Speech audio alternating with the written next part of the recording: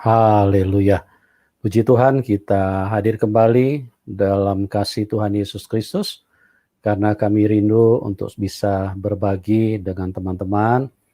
Walaupun ada kendala, kami tetap berusaha untuk bisa hadir, karena kadang sinyal memang tidak mendukung, tapi kami berusaha untuk sedapat mungkin bisa teratasi. Dan puji Tuhan, pada malam hari ini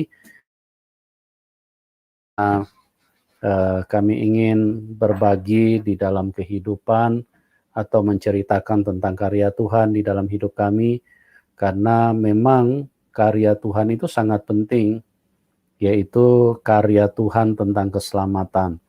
Keselamatan adalah hal yang pertama sangat penting, lebih penting daripada semua harta kekayaan, karena harta kekayaan semuanya bersifat sementara. Terus keselamatan itu tidak bisa dikerjakan oleh manusia. Itu pemberian Tuhan.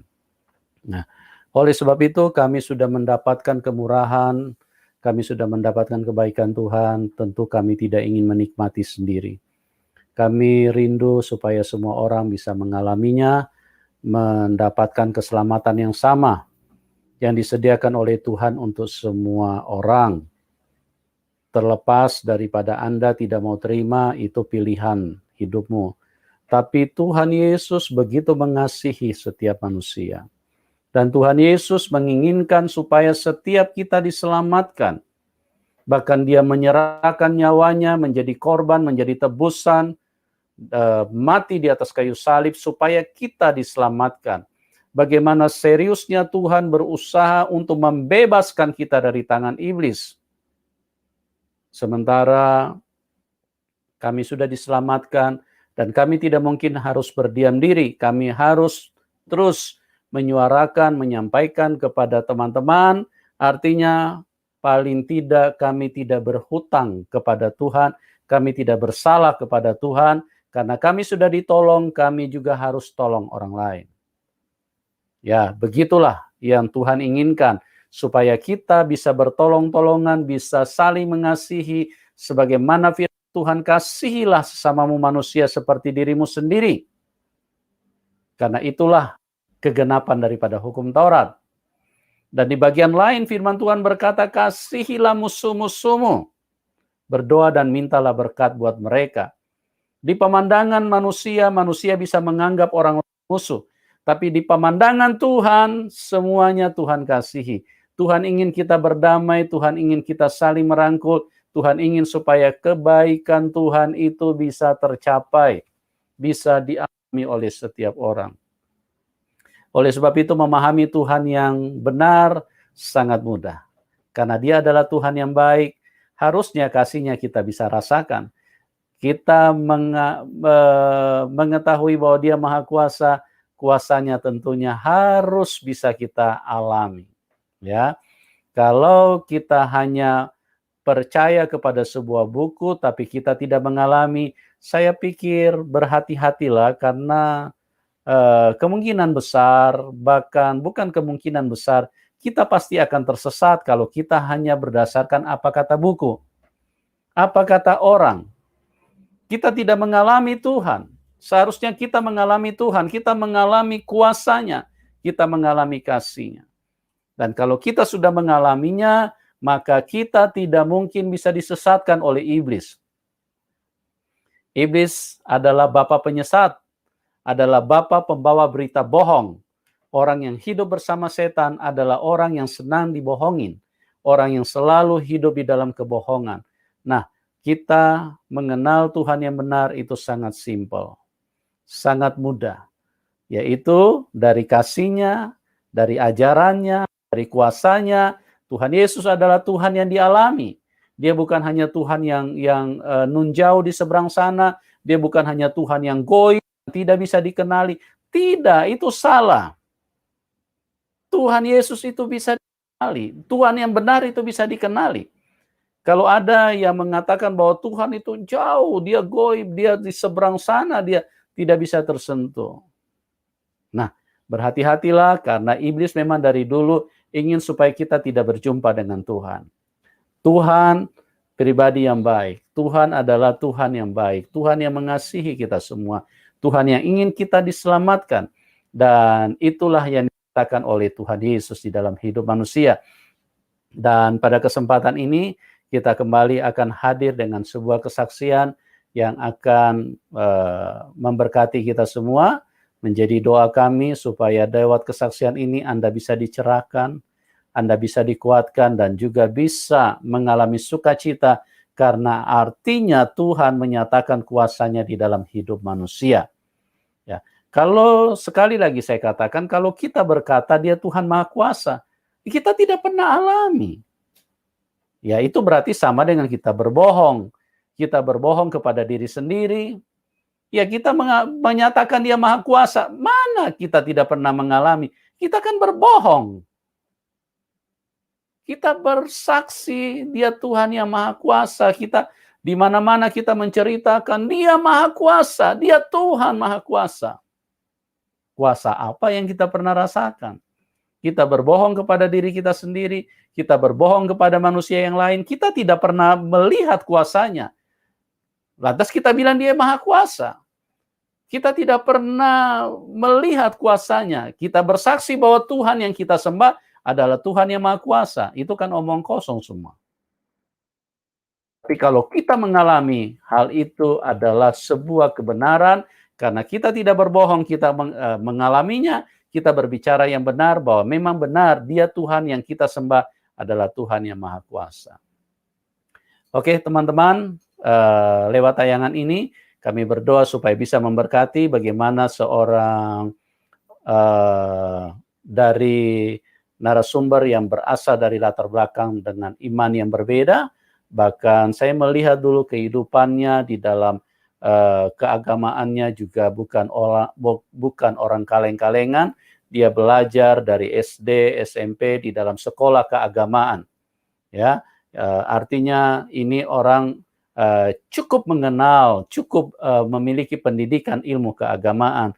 Tapi bagaimana kuasa Tuhan Yesus hadir di dalam kehidupannya dan dinyatakan, dan dia mengalami kuasa Tuhan, dia mengalami kasih Tuhan. Itulah sebabnya waktu dia mulai mengalami, dia mulai melihat, dia mulai merasakan kuasa kasih Tuhan Yesus, dia beralih imannya dari yang tidak percaya, bahkan yang tidak suka kepada Tuhan Yesus. Satu ketika dia diselamatkan, dia dimenangkan, dan dia percaya kepada Tuhan Yesus. Bagaimana kisah selengkapnya? Kita sambut narasumber kita. Ya, Ibu Asriani. Selamat malam, Shalom. Ibu. Selamat malam, Pak. Shalom, apa kabar? Shalom. Puji Tuhan baik, Pak. Haleluya. Bu, Ya, haleluya. handsetnya Ya. bisa dicabut dulu, kemudian dipasang lagi. Soalnya bukan itu, colokan di handphonenya. Dicabut dulu, baru dipasang lagi. Supaya tidak mendengung.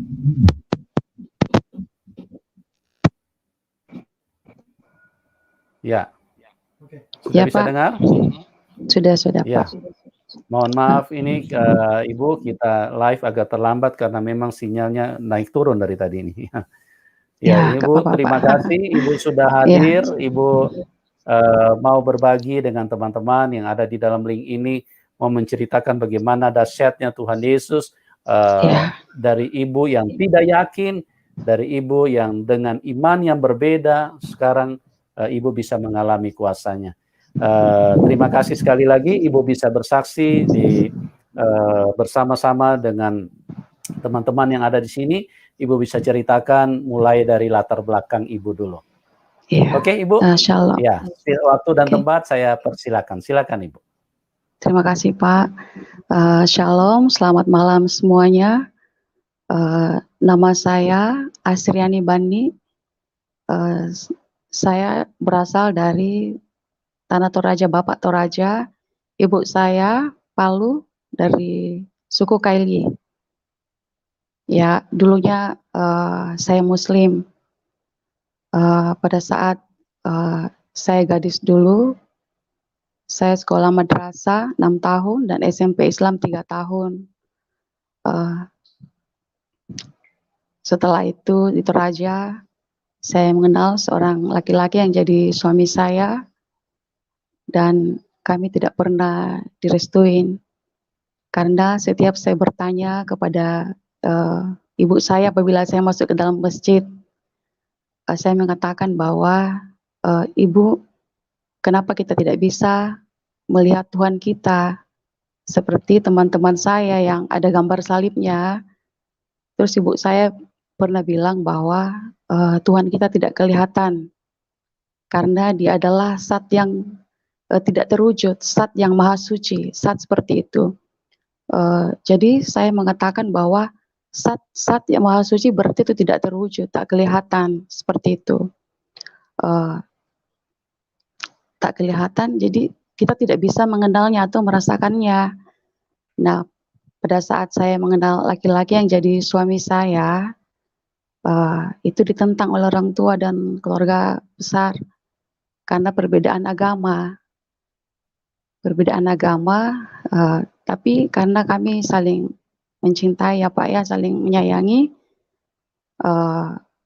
saya minta suami saya itu datang untuk melamar saya, melamar dan menikahi saya, tapi orang tua dan keluarga tidak ingin menerimanya kalau saya yang harus mengorbankan agama saya.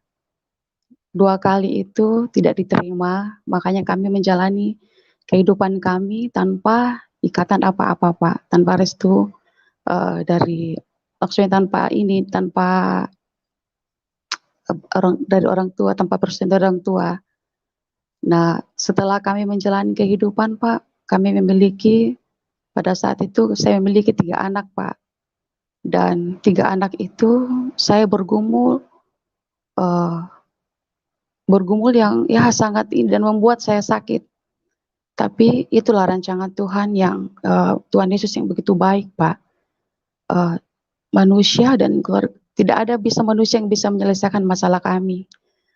Tanpa sengaja itu terjadi bom Bali karena suami saya bekerja di pariwisata. Saat itu pariwisata sudah sepi, turis-turis nggak ada lagi yang datang Pak. Nah, ada saudara saya, ada saudara bapak saya, ada saudara suami saya di Kalimantan sini dan memanggil saudaranya itu ke sini Pak, mengajak dia kerja di sini. Nah, dia kesinilah sudah dia Pak. Halo? Kesini.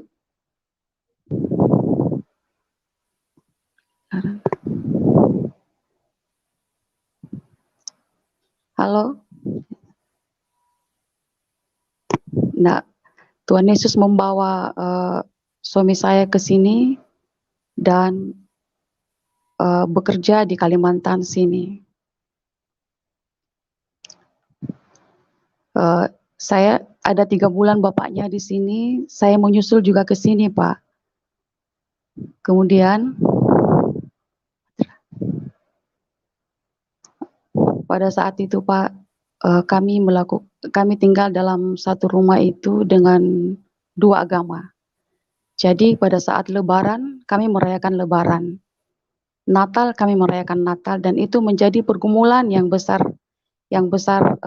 pergumulan yang ada sekali kepada saya Pak.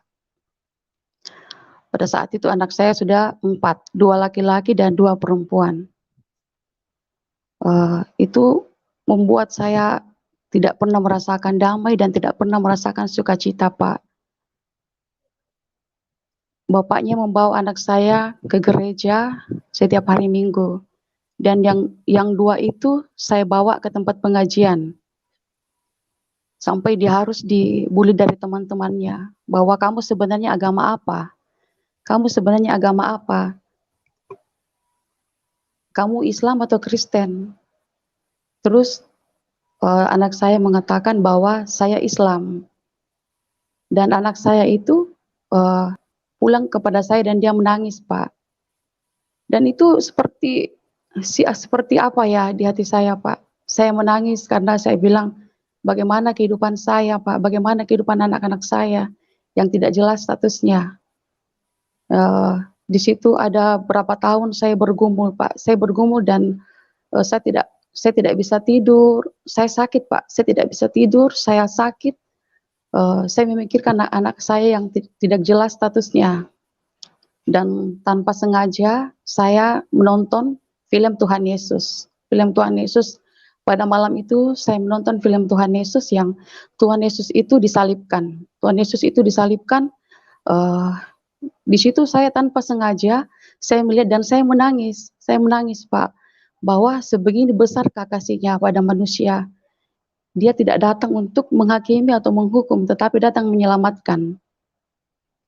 Tanpa saya sengaja, tanpa saya sadari, Pak, selama setahun itu saya menonton saya menonton televisi channel itu, Ibu Joyce Meyer, dan Ibu Joyce Meyer menceritakan tentang kesaksian hidupnya. Nah, di situ saya mulai berubah pikiran dan hati saya bahwa saya itu dikasihi Tuhan, Pak. Saya dikasihi Tuhan. Tuhan tidak akan pernah menghukum saya karena saya sudah mulai merasa berdosa, Pak. Merasa takut dengan kehidupan saya yang tidak jelas, dengan memiliki 4 anak yang tidak jelas agamanya. Saya nonton Ibu Joyce Meyer itu selama setahun, dan di situ pola hati dan pikiran saya berubah, Pak. Hati dan pikiran saya berubah, dan tanpa saya sadari bahwa setiap berdoa saya mengangkat tangan dari dalam, bahwa saya sudah berjalan dengan firman Tuhan bahwa Tuhan mengasihi saya tidak boleh takut, Tuhan beserta saya. Dan itu saya terapkan dalam hati dan pikiran saya. Kemudian itu, Pak, selama ada setahun itu saya sakit. Dan pada malam itu saya bermimpi melihat kitab besar. Kitab besar itu kitab Alkitab yang besar dan terbuka begitu. Kemudian itu saya dengar suara bapak-bapak yang mengatakan, "Jangan takut, datanglah kepadaku." Tapi saya belum ini, Pak, karena saya pikir itu mungkin karena terlalu sering saya menonton channel ini. Kemudian 2010 itu, tapi masih tetap aja saya nonton itu, Pak, masih tetap aja saya nonton. Pada tahun 2010 bulan 12, saya mimpi lagi memakai topi Natal topi Natal itu, di situ tertulis percayalah, percayalah. Jadi hati saya itu dan pikiran saya seperti ini, apa yang datang kepada saya? Berkecamuk seperti itu, ibaratnya seperti orang yang jatuh cinta, Pak. Orang yang lagi jatuh cinta itu didatangi, dibayangin seperti itu. Saya mau pergi pengajian, tidur siang, datang lagi salib keperakan dalam mimpi saya. Terus saya menceritakan kepada suami saya, suami saya mengatakan bahwa kamu akan masuk Kristen.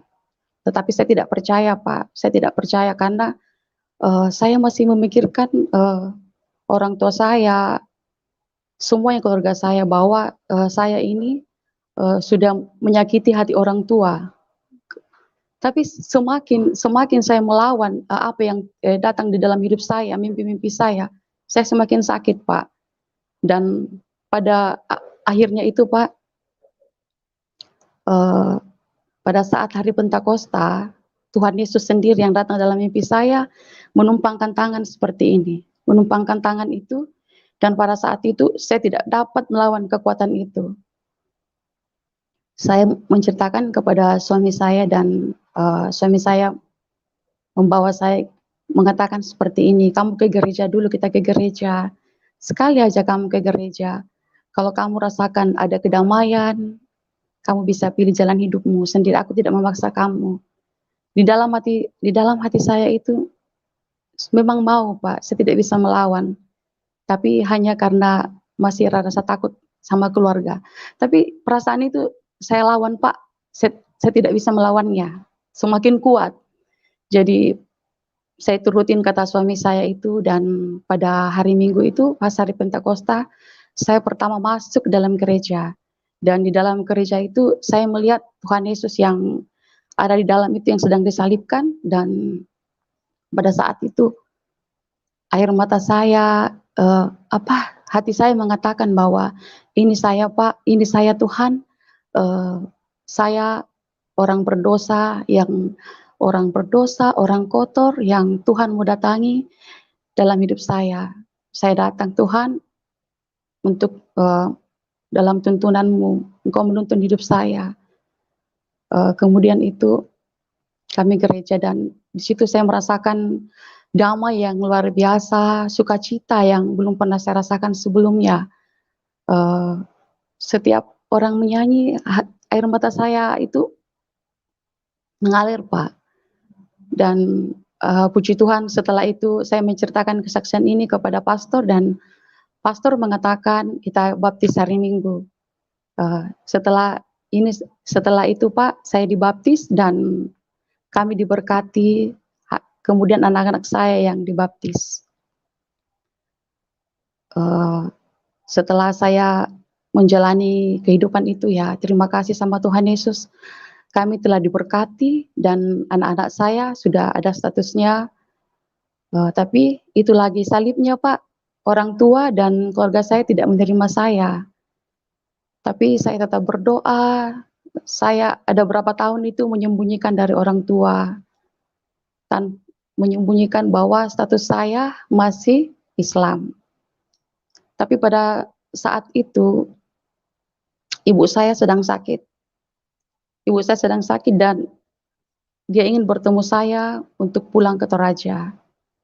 Jadi saya berjalan sebelum saya kata saya berdoa meminta tuntunan Tuhan, meminta penyertaan Roh Kudus bahwa saya akan siap apa yang terjadi.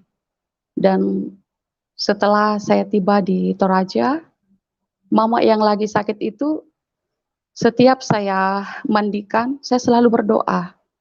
Dan saya berdoa, ya puji Tuhan itu terjadi mujizat. Ibu saya itu sembuh. Dan setelah itu tanpa saya sadari, tanpa saya tidak pernah menyadari bahwa mama akan ibu akan menanyakan bahwa habis makan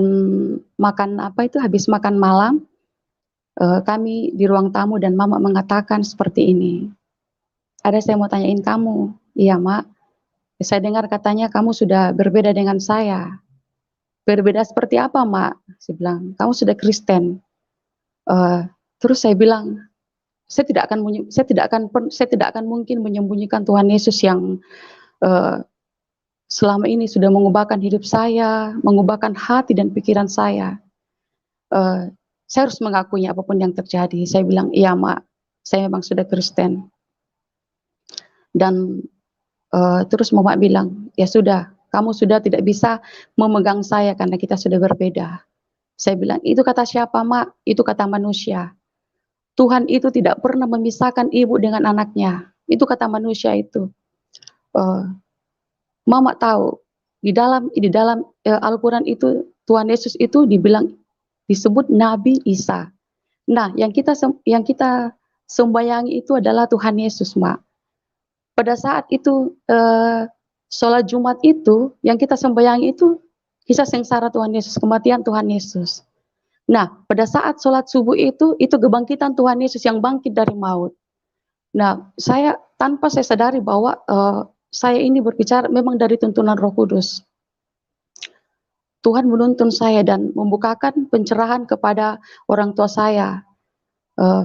Kemudian orang tua saya mulai mengatakan bahwa, oh iya Kak, dia bilang iya Mak. Tuhan Yesus itu tidak pernah mengajari kejahatan atau ada hukum-hukumnya yang hukum-hukumnya yang tidak baik. Salah satu hukum perintah Tuhan Mak, dia mengatakan Tuhan Yesus mengatakan seperti ini. Cintailah Tuhan Allahmu dengan segenap hatimu, dengan segenap kekuatanmu, dengan seluruh jiwamu. Tuhan Yesus mengatakan seperti itu, Mak. Yang kita sembahkan Tuhan Allah, Mak. Nah, terus itu ibu saya menerimanya dan menerima apa yang saya ungkapkan dan menerima saya. Dan setelah itu ibu pulih, saya kembali ke Kalimantan dan saya bersyukur saya sudah bisa menceritakan tentang kehidupan saya kepada orang tua saya bahwa saya sudah Kristen sebelum ibu kemarin dipanggil Tuhan. Dan itu Itulah mujizatnya Pak. Kemudian tantangannya pada saat saya di Kalimantan, saya memiliki 4 anak Pak, dan anak saya yang pertama itu kuliah, dan tanpa saya apa ya Pak ya, tantangannya seperti apa ini, eee, anak saya itu hamil Pak, eee, di luar itu. Dan di situ saya merasakan pukulan yang berat sekali Pak. Saya itu kayaknya tidak mampu berdiri. Saya tidak sanggup Pak. Dan di situ saya sakit Pak, saya sakit. Saya sakit itu, maaf ya Pak, selama 3 bulan itu, saya tidak mendapat, menstruasi haid itu Pak. Karena itu terlalu berat beban dalam pikiran saya yang saya tidak mampu. Tetapi anak saya yang kedua itu mengatakan bahwa, "Mama jangan berfokus kepada itu, berfokus kepada salib Tuhan dan melihat kami yang masih 3 ini yang masih membutuhkan Mama." Dan suami saya selalu mendukung saya. Dan di situ saya bangkit Pak, tapi saya sakit. Selama 3 bulan itu saya tidak mendapat, haid. Dan setelah saya, mendapatkannya, itu tidak pernah berhenti. Ada sebulan itu saya haid terus, dan begitu banyak. Tapi, saya tidak pernah pergi periksa. Saya kembali duduk ke bawah kaki Tuhan, dan saya menyerahkan seluruhnya Pak. Saya menyerahkan seluruh pergumulan hidup saya, dan saya berdoa, "Tidak ada yang mustahil bagimu Tuhan. Di dalam Alkitab Engkau menyembuhkan perempuan yang pendarahan selama 12 tahun itu. Perempuan itu menyentuh jubahmu dan aku datang ke bawah kakimu Tuhan. Tidak ada yang mustahil." Dan saya berdoa. Setelah saya berdoa, saya mendengarkan suara yang mengatakan, "Jangan takut, percaya saja." Dan setelah itu saya mempercayai bahwa saya akan sembuh, dan saya melihat itu mujizat itu terjadi dalam kehidupan saya. Eee, saya sembuh dan puji Tuhan sekarang semuanya eee, sudah normal kembali seperti sedia kala Pak, menstruasi saya Pak. Itulah kebaikan Tuhan dalam hidup saya. Dulunya yang saya tidak pernah merasakan, sukacita, saya sudah merasakan, dan semuanya saya bisa diberkati seperti itu. Maksudnya anak-anak saya sudah jelas statusnya semua, Pak.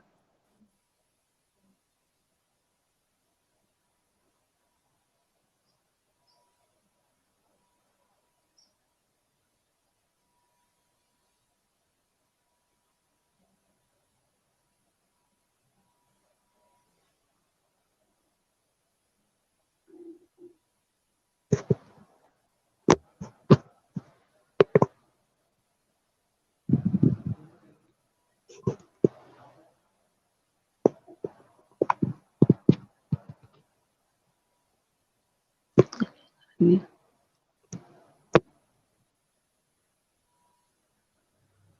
Halo, Pak.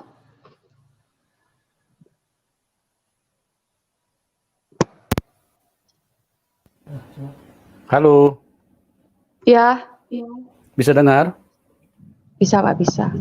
Ya, jadi seperti itu teman-teman, bahwa kita mengatakan dia maha kuasa ya harus dialami. Karena kalau kita tidak merasakan kuasanya, kita tidak mengalami kuasanya, berarti kita sedang berbohong dong mengatakan kalau Tuhan itu maha kuasa. Di mana kita bisa mengatakan dia maha kuasa? Ya harus dialami. Apa yang kita tidak bisa lakukan, apa yang kita tidak bisa buat, Tuhan bisa buat. Nah, disitulah baru kita mengatakan dia maha kuasa. Sama seperti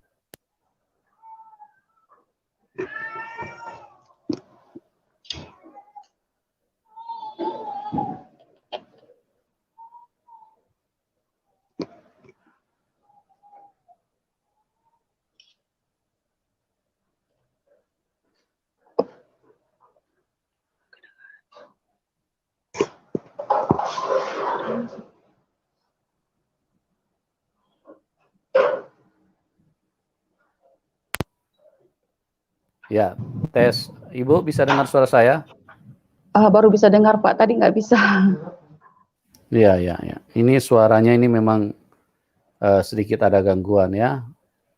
Ya, jadi seperti itu teman-teman, kita harus mengalami bahwa Tuhan itu Maha Kuasa, kita harus alami. Tidak boleh hanya mempercayai buku. Apalagi kita hanya percaya kata orang lain, percaya kata guru. Nah, tidak boleh begitu. Itu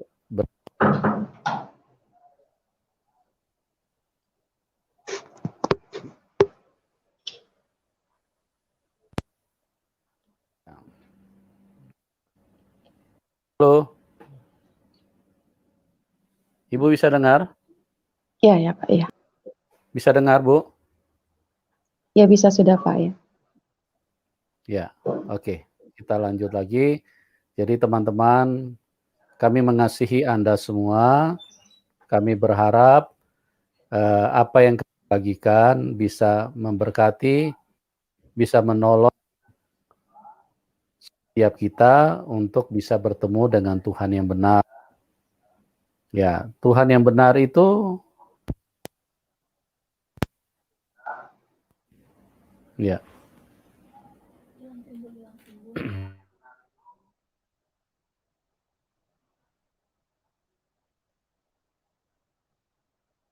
Halo, Iya halo Pak, bisa dengar Ibu?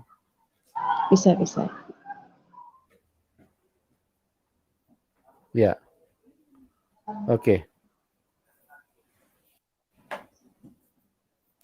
Sebentar ya Bu, kita lagi perbaiki perangkatnya ini. Kelihatannya ada sedikit gangguan.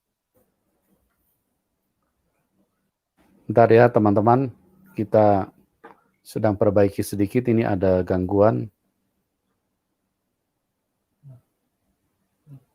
Ya, oke. Jadi kita benar-benar harus memiliki Tuhan yang jelas. Jangan kita hanya mempercayai sesuatu yang tidak, hanya mempercayai buku. Itu bahaya sekali ya, karena buku siapapun bisa menulis. Siapapun bisa menulis buku, bahkan seorang penipu pun bisa menulis buku. Dan kalau kita hanya mempercayai tanpa membuktikan, sederhana sekali. Saya katakan selalu kepada kita, saya mengasihi siapapun Anda. Sederhana sekali untuk membuktikan Tuhan yang benar. Dia dikatakan Maha Pengasih. Ya kita rasakan dong kasihnya.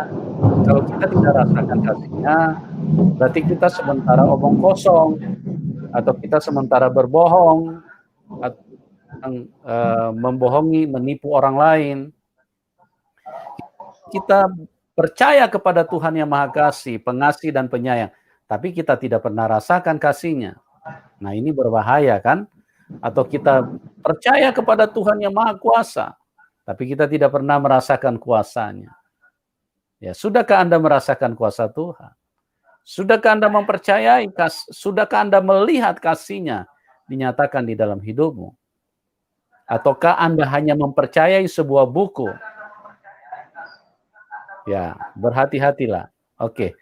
Dan saya berdoa supaya lewat tayangan ini kita semuanya bisa dicerahkan, kita semua bisa berjumpa dengan Tuhan yang benar, kita bisa terselamatkan dari genggaman, dari cengkeraman, kuasa dosa, kuasa yang terus membawa hidup manusia, sehingga manusia tidak bisa mengalami Tuhan. Oke, Bu, saya mau tanya nih sama Ibu. Ya. Ibu bisa dengar saya ya? Bisa ya? Bisa, ya. Oke.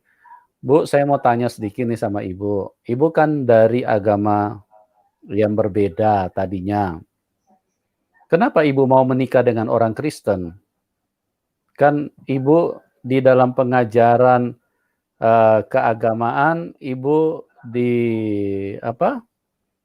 didoktrin dengan ajaran yang berbeda imannya, bertentangan dengan kekristenan.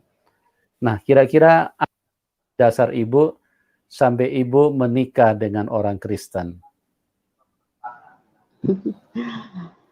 Ya, kemarin memang saya tidak pernah membayangkan bahwa saya akan menikah dengan orang Kristen seperti itu, Pak. Iya. Karena orang tua itu begitu keras dan ajaran dari bahwa orang kafir seperti itu. Tapi inilah mungkin yang Tuhan Yesus berikan dalam hidup saya, bahwa saya akan dipakai dalam keluarga saya untuk memberitakan kebaikan dan kemuliaannya, dan karena bisa memulihkan keluarga saya. Dan saya berharap bahwa satu persatu saya bisa membawa keluarga saya untuk mengenal Juru Selamat, Tuhan yang hidup, Tuhan yang benar. Oke. Ibu berarti mungkin Ibu bisa ceritakan kepada kami doktrin-doktrin apa yang Ibu terima di dalam keyakinan Ibu yang dulu. Seperti kan salah satunya bahwa orang Kristen itu kan kafir. Nah, kira-kira artinya kan itu sesuatu yang berarti rendah ya. Kalau kafir itu kan berarti rendah gitu. Artinya orang yang tidak bertuhan ya. Nah, kira-kira doktrin apa saja lagi yang Ibu bisa sampaikan, yang Ibu pahami dulu waktu Ibu masih di iman yang berbeda, waktu Ibu masih di dalam agama yang berbeda? Ya, seperti itu, bahwa kafir karena menyembah manusia, menyembah patung, ya seperti itu, menyembah seperti itu kan, disalibkan kayak gitu, bahwa manusia. Dan katanya kalau di kami itu kami menyembah Zat yang Maha Suci, yang tak saya, dan di situ saya berpikir bahwa Zat yang Maha Suci, Zat itu berarti sesuatu yang tidak terwujud. Nah, pada saat saya merasa bahwa saya ini orang berdosa, orang kotor, ada dalam dalam kehidupan, dalam hati saya, dalam jiwa saya yang merasa hampa, Pak, yang tidak bisa diisi oleh apapun. Tidak bisa ada ruang saya, ada ruang dalam hati saya yang tidak bisa diisi oleh siapapun, kecuali Tuhan Yesus itu sendiri. Tetapi nanti itu berubah setelah saya mendengarkan firman Tuhan, bahwa Tuhan Yesus memang itu nyata seperti itu, karena di dalam hati dan pikiran saya di situ mulai berubah. Karena ada berapa puluh tahun, Pak, kami dalam pergumulan, dan saya sakit, saya merasa bahwa Tuhan itu tidak mengasihi saya, karena saya ini seorang pendosa, seorang yang kotor, seperti itu, Pak. Ya, berarti di dalam pengertian waktu Ibu masih di iman yang lama, bahwa orang Kristen itu selain kafir, menyembah patung ya, Bu, atau menyembah manusia? Iya, seperti itu. Yang juga Tapi itu hanya dalam batas pengajaran. Tapi yang dalam Ibu, dalam pandangan Ibu yang Ibu lihat, apakah orang Kristen itu memang menyembah patung apa bagaimana, Bu? Pada waktu itu? Saya pada saat itu yang belum merasakan Tuhan seperti itu, Pak. Tapi setelah saya merasakan bahwa Tuhan Yesus itu memang ada, Tuhan Yesus itu nyata, dan saya merasakan setiap seperti yang saya katakan tadi, Pak, pada saat saya sakit dan saya berdoa, dan saya mendengar bisikan itu mengatakan bahwa jangan takut, percaya saja. Di situ saya memfokuskan pikiran saya kepada Tuhan Yesus dan tidak berfokus pada penyakit saya. Dan di situ saya merasakan mujizatnya, Pak. Saya merasakan mujizatnya bahwa saya disembuhkan Jadi segala apa yang saya alami itu saya hanya mempusatkan sama sama Tuhan, seperti itu. Mungkin dia menyatakan bahwa aku selalu menyertai kamu, aku selalu ada Hmm. untuk kamu. Ya, seperti itu, Pak. Karena Penyakit saya apa itu, ini Bu? yang saya bilang tadi, Pak, saya setelah saya mendapat gitu anak saya yang tadi itu, tapi yang Hmm. saya tak bawa anak saya, tapi ya puji Tuhan anak saya sudah semua sudah saya nikahkan juga, diberkati sudah, seperti itu. Haleluya. Saya tidak haid 3 bulan, dan setelah saya haid itu tidak berhenti-berhenti, Pak. Iya, Hmm. eh, Ya, jadi ya, tidak berhenti-berhenti dan eh, banyak sekali. Tapi saya tidak pernah pergi berobat ke dokter karena saya merasakan bahwa eh, saya mau datang ke Tuhan dulu. Maksudnya bukan saya tidak percaya, tapi saya ingin membawa beban saya kepada Tuhan Yesus, dan saya duduk di bawah kakinya dan saya berdoa. Setelah saya berdoa itu saya mendengar bisikan, jangan takut, percaya saja. Seperti itu saya rasakan, Pak. Jadi pada saat itu saya tidak fokus kepada apa yang saya sakit saya, tapi saya fokus kepada Tuhan Yesus. Dan puji Tuhan itu saya melihat kebaikan dan mujizatnya, saya disembuhkan, dan sampai sekarang itu semuanya sudah normal, Pak. Ya, haleluya. Ya, ya, itulah haleluya. Ya, teman-teman, bahwa Ibu Asriani ini mengalami Tuhan. Ya, jadi dia bukan percaya Tuhan Yesus karena suaminya orang Kristen. Bahkan tadi kita sudah mendengar beliau menceritakan suaminya ke gereja, dia juga mengajak anaknya untuk sholat. Bahkan seperti anaknya ya, pun seperti eh, pengajian, di, ya, istilahnya ditarik kepada keyakinan beliau. Tapi itulah namanya kuasa Tuhan, kan tidak bisa dibatasi dengan pikiran, tidak bisa dibatasi dengan upaya manusia. Sehebat apapun kita berjuang mempertahankan apa yang kita anggap benar, kalau Tuhan Yesus hadir, maka semuanya bisa berubah. Karena dia memang Tuhan yang maha kuasa, dia di atas segalanya. Dia sanggup mengubahkan kita, dia sanggup mengubahkan cara berpikir kita. Bahkan dia juga bukan hanya mengubahkan, tapi dia menyatakan kuasanya. Dia menyatakan. Nah, itulah yang perlu kita miliki di dalam kehidupan kita yang bertuhan, memiliki Tuhan. Jadi alamilah kuasanya.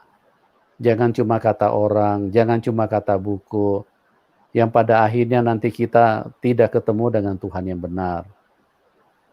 Jadi Ibu Asriani ini mengalami sesuatu yang dia saksikan pada malam hari ini, betapa hebatnya kuasa Tuhan Yesus. Nah, di dalam pemahaman Ibu dulu, di dalam keyakinan yang lama, seperti apa Ibu mengenal sosok Tuhan Yesus atau yang disebut dengan Nabi Isa waktu Ibu masih di iman yang lama?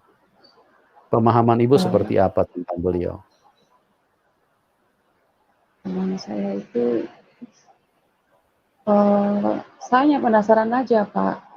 Karena Hmm. saya penasaran aja melihat itu dipaku disalibkan dan melihat cucuran darahnya, dan saya hanya penasaran aja seperti itu, Pak, bahwa siapa Tuhan Yesus itu yang mau disalibkan dan mencurahkan darahnya.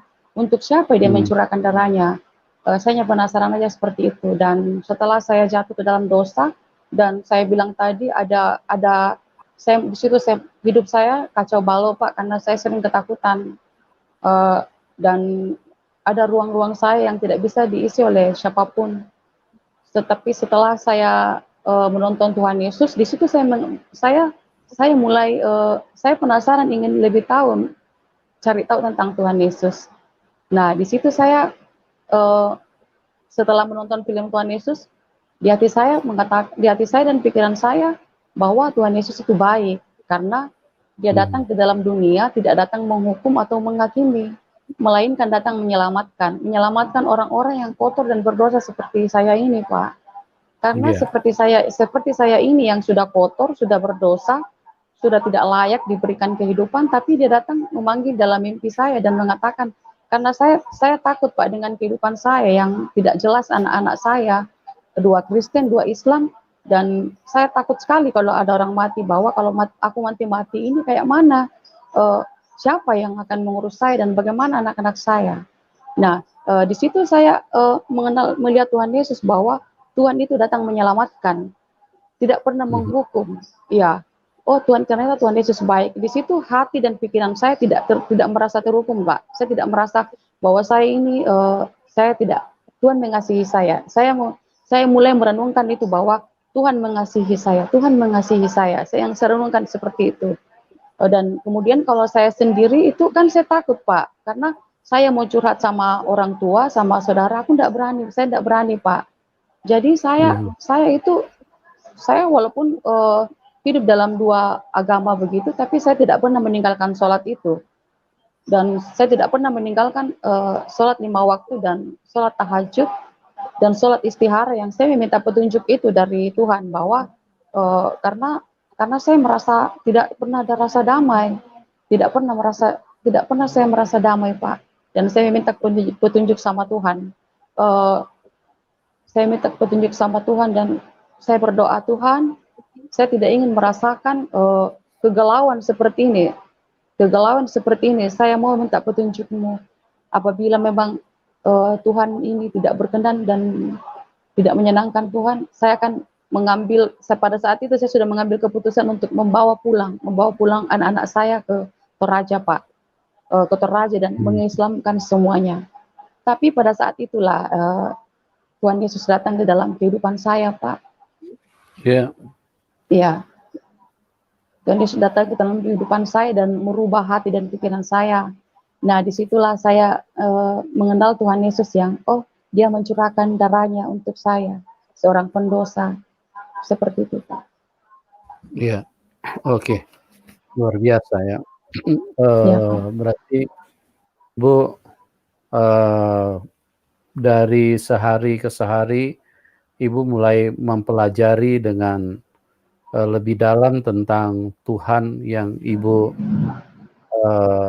cari, yang Ibu kenal di dalam Yesus Kristus. Nah, tadi Ibu bilang Ibu mengalami ketakutan. Itu, Ya. ketakutan bersifat apa, Bu? Berupa apa ketakutan yang mengganggu Ibu pada Eh, waktu itu? yang awalnya itu ya pikiran saya dulu, Pak. Yang saya pikirkan kemarin itu dari pikiran saya yang 4 anak saya itu yang tidak jelas. Saya mulai Mmm. memikirkan ketakutan yang besar, bahwa 4 orang mereka ini, dua dibawa ke gereja, 2 dibawa ke Muslim. Saya pikir nanti jadi apa mereka, seperti Itu itu ya. dibagi dua-dua itu kesepakatan suami istri apa bagaimana? Ya, ya, kesepakatan kami bahwa eh, Mmm. kamu yang besarnya ikut kamu, seperti itu. Dan Mmm. yang kecilnya ikut bapaknya. Dan yang 2 ini saya pergi bawa ke masjid untuk saya kasih ngaji, Pak. Daftar untuk ngaji. Tapi mereka tidak mau. Mereka tidak pernah pergi mau ngaji. Nah, di situ takut sekali saya, Pak. Takut, Mmm. takut sekali. Jadi apa nanti anak-anak saya? Nah, Mmm. jadi pikiran saya itu terintimidasi, Pak, terintimidasi. Dan di situ saya takut, saya tidak bisa tidur. Saya tidak bisa tidur kalau malam, bolak-balik di tempat tidur. Kayak mana ya kalau aku mati nanti seperti itu, yang agama aku yang tidak jelas seperti ini. Ya, Mmm. jadi bapaknya bilang, kenapa kenapa kamu tidak bisa tidur? Saya bilang, itu aja yang aku pikirkan. Suami saya bilang, kamu tidak usah terlalu larut seperti itu, nanti kamu bisa sakit.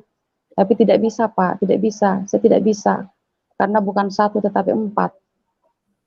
Nah, disitulah karena uh, tapi saya sholat itu, saya sholat semuanya, saya sholat 5 waktu itu, tetapi yang saya katakan tadi, bahwa pertama sekali saya itu film Tuhan Yesus, Pak. Nah, di situ Mmm. film Tuhan Yesus saya lihat, dan saya mau rindu terus mengenalnya, seperti itu. Dan saya membuka channel itu selama setahun. Nah, ya selama setahun itu tanpa saya sadari bahwa saya telah hidup dan berjalan dalam firman-Nya Tuhan Yesus yang mengatakan bahwa Tuhan mengasihi saya, Tuhan beserta saya.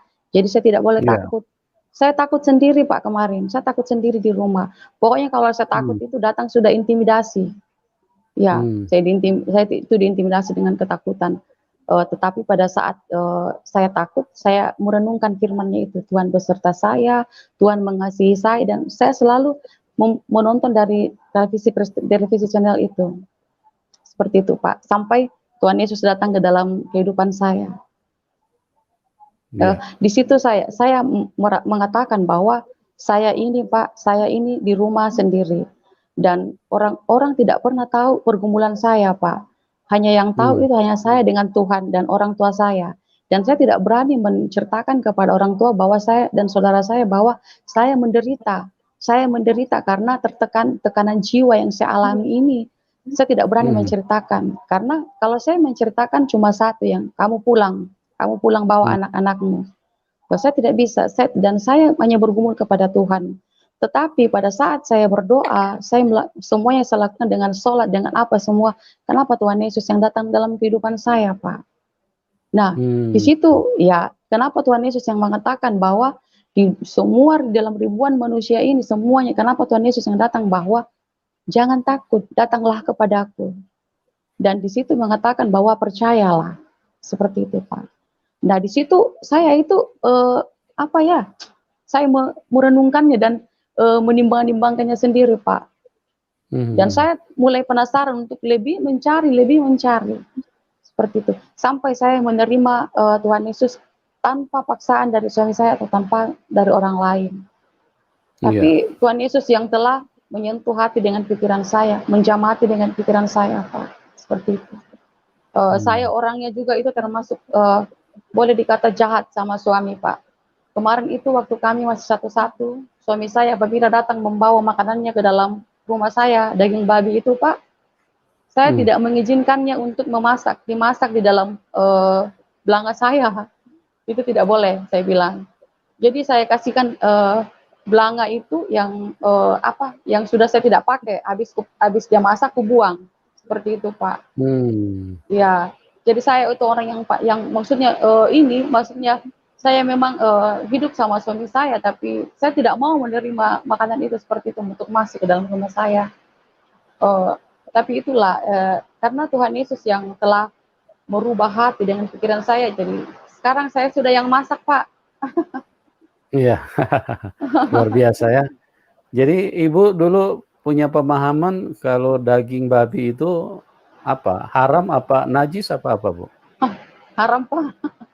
Haram. Iya, Kalau jadi daging kalau babi, saya tidak boleh, kamu tidak boleh makan dan tidak boleh bawa masuk ke dalam rumah. Seperti itu.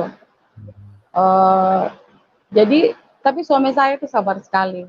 Jadi dia memanaskan di oven yang tempat pembakaran kue itu, dan pembakaran itu saya buang lagi, Pak. Saya buang, saya tidak mau pakai lagi. Seperti itu. Iya. gitu ya. Tapi Jadi ya puji Tuhan.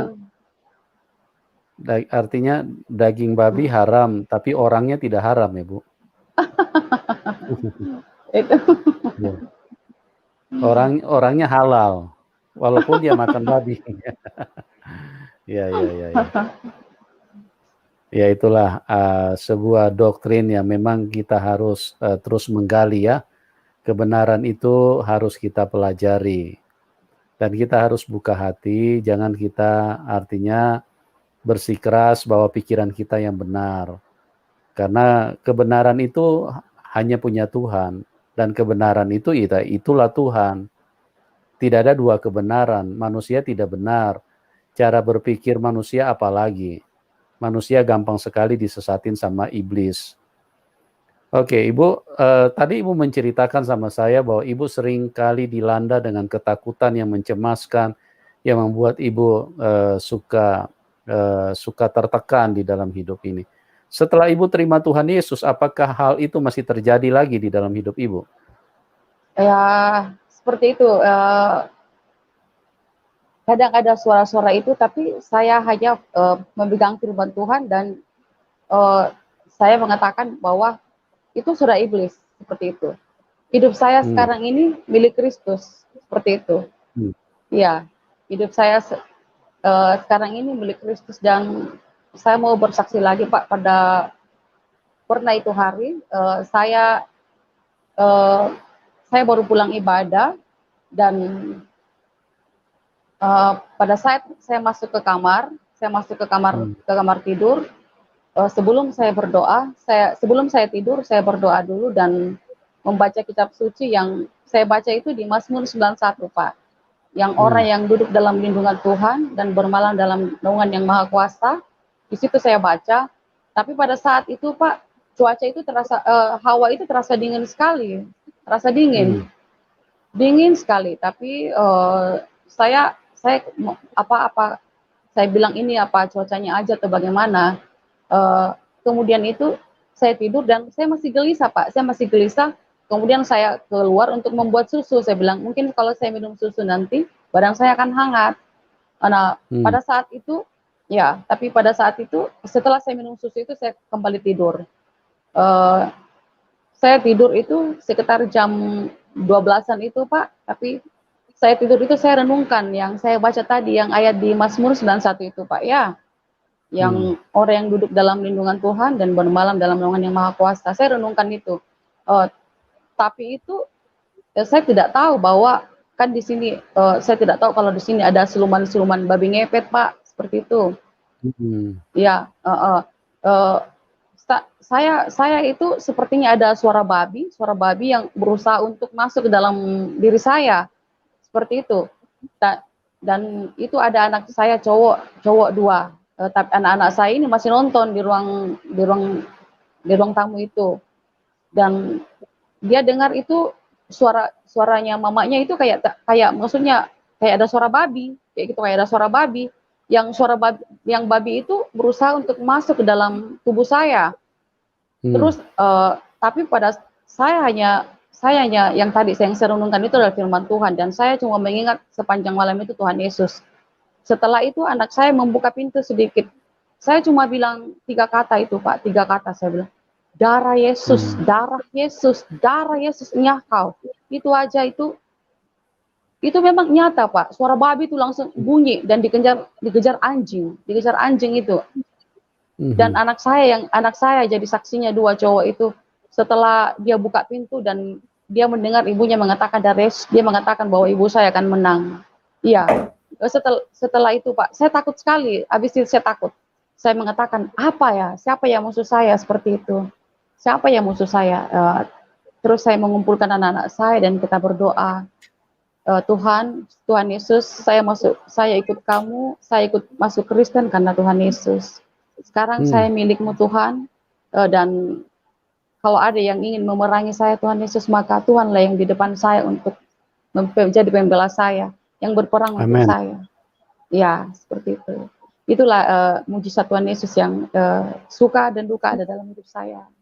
Ya, oke. Ya, Walaupun ada intimidasi, tapi tetap ada keberanian ya di dalam hati ibu, ada keberanian untuk ya, percaya bahwa kita bisa mengalahkan kuasa itu ya, kuasa kuasa iblis. ya Pak. Karena saya pikir Tuhan hidup di dalam saya, Pak. Tuhan Yesus yang hidup dalam saya. Gitu.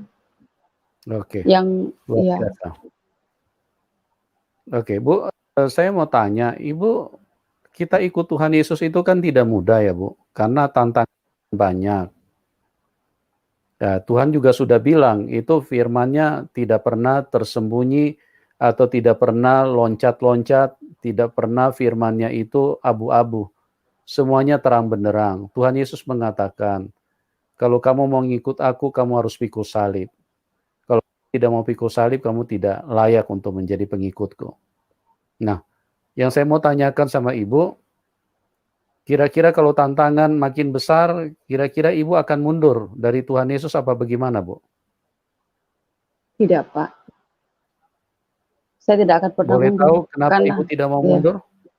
karena saya tahu bahwa dia ada di depan saya, dia akan membela hidup saya Tuhan. Tuhan akan membela hidup saya. Haleluya. Karena saya sudah merasakan bahwa pembelaan itu nyata dan mujizat kesembuhan itu ada. Seperti Amin. tantangan Amin. tadi, ya anak saya dia anukan iblis kemarin itu, tapi ya puji Tuhan sudah ini dan sudah diberkati dan Ya. saya percaya bahwa Tuhan akan ada untuk saya dan membela saya karena Tuhanlah yang memilih saya seperti itu dan Dia tidak akan pernah meninggalkan saya. Amin. Dia akan selalu membimbing. Dia adalah Bapa saya untuk membimbing saya, Pak. Seperti itu. Ya. Dia akan tidak pernah tinggalkan saya. Yes. Karena saya Amin. merasakan bahwa penyertaan dan kasih-Nya selalu ada untuk saya. Ya. Jadi itulah teman-teman, kalau orang mengalami Tuhan, walaupun dunia bergoncang, walaupun tantangannya besar, sekalipun kita harus dianiaya, kita harus mengalami salib, kita harus bahkan mungkin kita bisa dibunuh oleh karena nama Tuhan, karena memang iblis tidak suka dengan nama Tuhan Yesus. Iblis sangat marah dengan kebenaran. Tuhan Yesus datang dari surga. Sedangkan dunia ini dikuasai oleh kuasa kegelapan, dikuasai oleh iblis. Jadi itu sebabnya dunia tidak bisa terima kalau kita percaya kepada Tuhan Yesus. Nah, bagaimana saya bisa mengatakan bahwa dunia ini dikuasai iblis? Kita lihatlah kehidupan manusia. Sejak dari kecil, manusia sudah pandai berbohong. Padahal sekolah berbohong tidak ada. Itu artinya bahwa roh manusia itu digenggam, dicengkram, diikat sama iblis. Jadi manusia punya karakteristik yang jahat. Tabiat sifat manusia adalah tabiat yang jahat. Ya, padahal tidak ada manusia yang ingin dibohongi. Kalau perusahaan cari karyawan, dia cari orang yang jujur. Karyawannya tukang bohong. Kalau suami cari istri yang jujur. Istri pun juga sebaliknya. Orang tua dapat anak, orang tua pengen anaknya jujur. Begitu juga anak, pengen juga orang tuanya jujur. Tapi pada dasarnya, kenapa manusia saling membohong? Karena ini lingkaran setan, teman-teman. Ya, itulah sebabnya Tuhan Yesus perlu turun ke dalam dunia untuk membebaskan kita. Bukan hanya membebaskan kita dari tangan iblis, supaya kita dimerdekakan. Karena kalau kita masih milik iblis, kita tidak bisa dibawa masuk ke surga, kita tidak bisa diselamatkan. Itulah sebabnya Tuhan Yesus turun untuk berperang ganti kita. Tuhan Yesus harus merebut kita dari tangan iblis. Jadi itu banyak orang yang bertanya, kenapa Tuhan Yesus harus mati di salib? Kan cukup Tuhan ampuni saja dosanya. Bukan segampang itu. Itu hanya karena kalau manusia dikuasai setan, manusia punya pikiran tidak jelas. Mereka pikir urusan keselamatan itu hanya urusan mengampuni. Tidak, teman-teman. Bukan hanya persoalan mengampuni, persoalannya manusia ini diikat sama setan. Nah, yang bisa melepaskan manusia dari tangan setan itu hanya Tuhan. Tidak ada manusia yang bisa saling melepaskan. Sama saya bilang tadi kan, bahwa manusia ini ada di dalam lingkaran setan. Tidak ada satu orang yang dibohongi, apalagi orang yang masih pacaran. Dia selalu ingatin tuh, awas ya, jangan sekali-sekali kamu bohongin saya ya. Nah, padahal nanti sebentar lagi sudah saling membohongi. Inilah lingkaran setan, teman-teman. Hanya Tuhan Yesus yang bisa bebaskan kita dari setan. Ibu, terima kasih banyak buat kesaksiannya yang luar biasa. Bagaimana Ibu mengalami kasih Tuhan, Ibu mengalami kuasa Tuhan, Ibu mengalami jamahan Tuhan, dan sekarang Ibu telah dipindahkan dari gelap kepada terang, dari kematian ke kehidupan. Kami buat Ibu tetap semangat ya, tetap menyala-nyala, setia di dalam Tuhan, sampai kepada Tuhan panggil kita pulang ke rumah Bapa di surga. Dan bagi teman-teman, doa kami buat Anda semua, Tuhan Yesus memberkati kita semua, dan kita berjumpa di program selanjutnya, dan salam kemenangan buat kita semua. Amin.